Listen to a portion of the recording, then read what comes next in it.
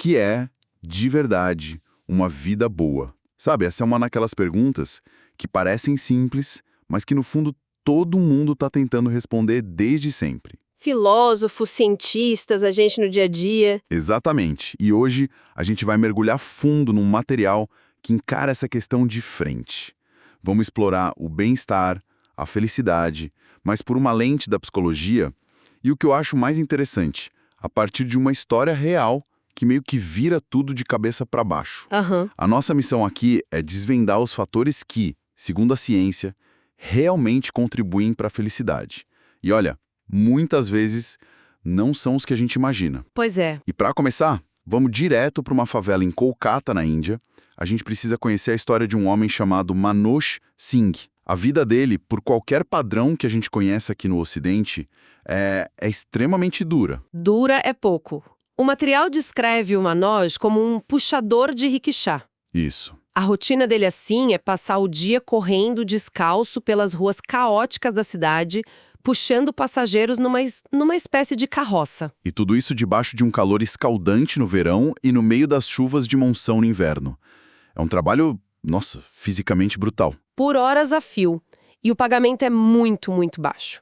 Ele mora com a família num barraco, sabe? Feito de lona plástica. Exato. E é aí que a nossa análise começa para valer, porque agora vem a grande reviravolta da história. Apesar de tudo isso que você descreveu, o documentário Rap, que é a base do nosso material de hoje, afirma categoricamente: Manoj Singh é um homem feliz. E não é tipo, ele é um pouco feliz, não. Ele relata um nível de felicidade, de contentamento que muita gente com muito mais dinheiro não consegue alcançar. Nossa, sim. Essa afirmação por si só já quebra quase tudo que a nossa cultura ensina sobre o que é preciso para ter uma vida boa, né? Totalmente. E é por isso que a história dele é o ponto de partida perfeito para essa conversa. O caso do Manoj obriga a gente a dar um passo para trás e a questionar as nossas próprias definições. De sucesso, de alegria. De realização. Funciona como um espelho. Será que as coisas que a gente corre atrás com tanto afinco, sabe? O próximo cargo, o cargo novo, a casa maior. Será que isso é realmente o caminho para a felicidade que ele já tem? Pois é. Ok, vamos desvendar isso então. Se não são as condições materiais, se não é o conforto, nem a segurança financeira como a gente conhece, o que sobra? O que está no centro da felicidade do Manoj? O material é claríssimo sobre isso. Não é. A fonte da felicidade dele não é o que ele tem, mas quem ele tem. É a comunidade dele. E, principalmente, a família. Sim, o texto descreve um momento específico que para ele é o ponto alto do dia. É quando ele volta para casa, sabe? Completamente exausto. E o filho dele corre para abraçá-lo na porta. Naquele momento, ele diz que todo o cansaço desaparece e ele se sente genuinamente feliz. E tem uma frase dele que, cara, é de arrepiar. Ele fala algo como: apesar de viver numa favela, eu me sinto rico. E a riqueza dele... Não tem nada a ver com dinheiro. Nada. A riqueza que ele fala é de estar cercado pela família, pelos amigos, pela comunidade que se ajuda. É uma percepção de abundância que não passa nem perto de ter dinheiro no banco. O que é fascinante aqui é que essa experiência, que podia parecer só uma história bonita, isolada, na verdade se alinha perfeitamente com décadas de pesquisa em psicologia. É aí que fica interessante. Quando os cientistas estudam o que é uma vida boa, eles usam um termo mais técnico: bem-estar. E bem-estar é uma coisa mais ampla que só felicidade. É como se fosse o placar geral da vida, né? Não só a alegria de um momento. Exato. É um estado que inclui contentamento, baixos níveis de estresse, de angústia, boa saúde física e mental e, no geral, uma boa qualidade de vida. Entendi. E dentro desse campo, tem um conceito que é a chave para entender o Manoj, o bem-estar subjetivo, ou SWB, na sigla em inglês. Bem-estar subjetivo. Basicamente, é a avaliação que cada pessoa faz da sua própria vida. É a sua resposta pessoal e interna à pergunta: no geral, quão satisfeito você está com a sua vida? O Manoj, apesar das circunstâncias objetivas serem terríveis, ele tem um bem-estar subjetivo altíssimo. Altíssimo, exatamente. Sabe, isso me faz pensar. Se a gente aceita que a história do Manoj não é só um caso isolado, Mais um exemplo de um princípio maior? Então a gente tem que perguntar: o que a ciência já descobriu sobre isso? A experiência dele bate com o que os estudos maiores, com milhares de pessoas, mostram? Essa é a pergunta de $1 milhão. Quais são os ingredientes, assim, dessa receita para o bem-estar subjetivo? Essa é a pergunta central. E a psicologia tem algumas respostas bem robustas, sabe?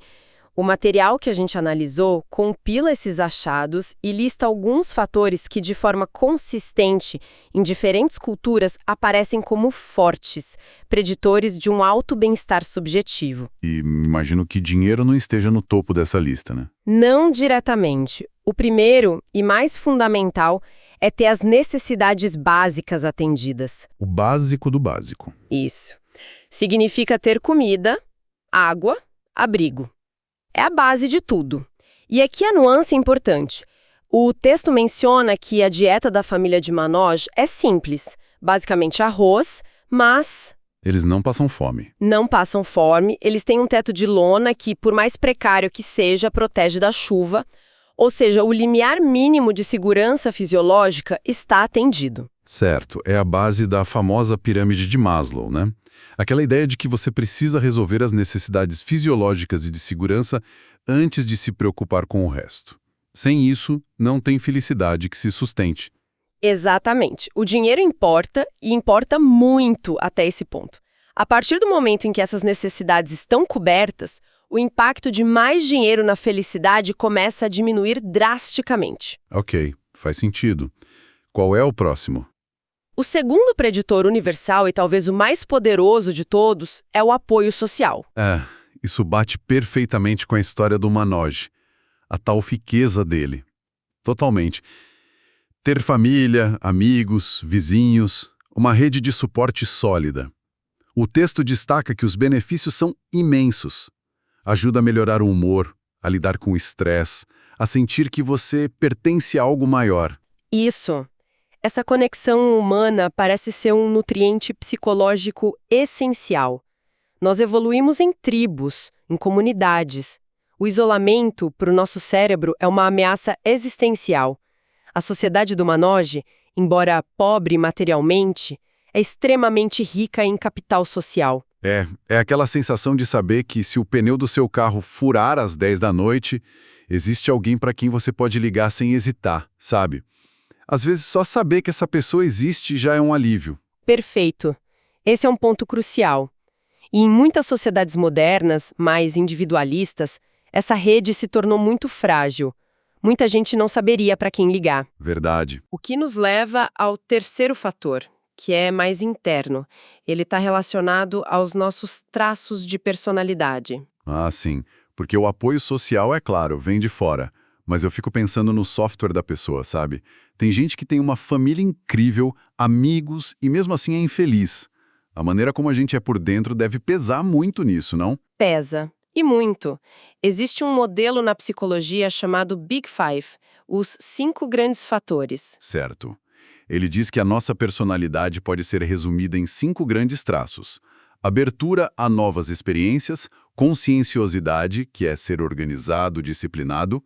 Ok. Extroversão, que é ser sociável, amabilidade, que é ser cooperativo, e neuroticismo, que é a tendência a sentir emoções negativas, tipo ansiedade, tristeza. Entendi o mapa. E como isso se conecta com o bem-estar? A pesquisa mostra consistentemente que pessoas com baixo neuroticismo, ou seja, mais estáveis emocionalmente, mais extrovertidas e mais conscienciosas, tendem a relatar níveis muito mais altos de bem-estar subjetivo. E o Manojo se encaixa aí. Perfeitamente. A descrição que o material faz dele é de alguém emocionalmente estável, apesar das dificuldades, super sociável e integrado na comunidade, o que é extroversão, e muito responsável com o trabalho e a família, que é conscienciosidade. Mas espera aí, será que isso não é um pouco de o ovo ou a galinha? Ele é feliz porque tem essa personalidade ou ele desenvolveu essa personalidade com uma forma de sobreviver e encontrar alegria no meio de tanta dificuldade? Ótima pergunta. E a resposta da psicologia é, provavelmente, um pouco dos dois. Uhum. Algumas pessoas simplesmente nascem com um ponto de ajuste de felicidade mais alto. Mas as nossas experiências e as estratégias que a gente desenvolve para lidar com a vida também moldam quem nos tornamos. É uma via de mão dupla. Faz sentido. A nossa disposição interna é um fator inegável na equação. E qual seria o último pilar? O quarto preditor universal é um sentimento de confiança e domínio. Domínio. Isso. Se refere à crença de que você tem algum controle sobre a sua própria vida e sobre os resultados das suas ações. Não é controlar tudo, que é impossível, mas sentir que você não é só uma folha ao vento. Que suas escolhas e seu esforço importam. Isso é interessante porque, à primeira vista, a vida do Manojo parece o oposto disso. Ele parece estar à mercê de tantas forças fora do controle dele. A economia, o clima, a pobreza. É uma aparente contradição, né? Daria esse senso de domínio. Mas se a gente olhar mais de perto, dá para especular. Ele tem domínio sobre o próprio corpo, sobre o esforço que ele coloca no trabalho a cada dia. Certo. Ele tem domínio sobre o papel dele como pai e provedor. Ele consegue, com o trabalho dele, colocar comida na mesa para a família. Essa é uma fonte de poder e propósito imensa. Entendi. Ele talvez não controle o mundo lá fora, mas ele controla o pequeno mundo dele. Exato. Ele controla o esforço, a dedicação, o amor que ele dá e recebe. E isso, para o nosso cérebro, pode ser suficiente. Sabe, quando a gente junta tudo isso, necessidades básicas atendidas, uma rede social super forte, uma personalidade resiliente e esse senso de domínio no microcosmo dele, a felicidade do Manojo para de ser um mistério, né? Deixa de ser um paradoxo e vira a ilustração de um modelo. Vira quase um estudo de caso perfeito do que a psicologia positiva prega. Exatamente. Ele pode não ter dinheiro, status ou bens materiais, mas ele tem em abundância os ingredientes que a ciência aponta como os verdadeiros pilares do bem-estar. A história dele nos força a recalibrar nossa bússola. Totalmente. Fica claro que a nossa definição cultural de vida boa, que é quase um sinônimo de sucesso financeiro e consumo, está, na melhor das hipóteses, incompleta. Muito incompleta. A gente fica obcecado com uma variável, que é o dinheiro acima do nível de subsistência, que tem uma correlação surpreendentemente fraca com o bem-estar genuíno. E se a gente conecta isso a um quadro mais amplo, a grande lição é que os fundamentos da felicidade são muito mais primitivos no bom sentido da palavra. Primitivos como? São sobre segurança, tribo, propósito, agência pessoal. O texto original que a gente analisou até termina com um convite à reflexão, fazendo perguntas diretas pra gente. Ah, sim.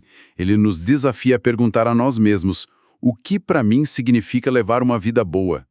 E mais, ele nos provoca a redefinir palavras que a gente usa todo dia. O que sucesso realmente significa nesse novo contexto? Talvez sucesso não seja o cargo na empresa, mas ter 3 amigos para quem você pode ligar de madrugada. Exatamente. O que é alegria? Talvez seja aquele momento de chegar em casa e ser recebido com um abraço. O que é realização? Talvez seja simplesmente se sentir útil e necessário para as pessoas que você ama. A história de Manojo nos dá novas respostas possíveis para essas perguntas antigas.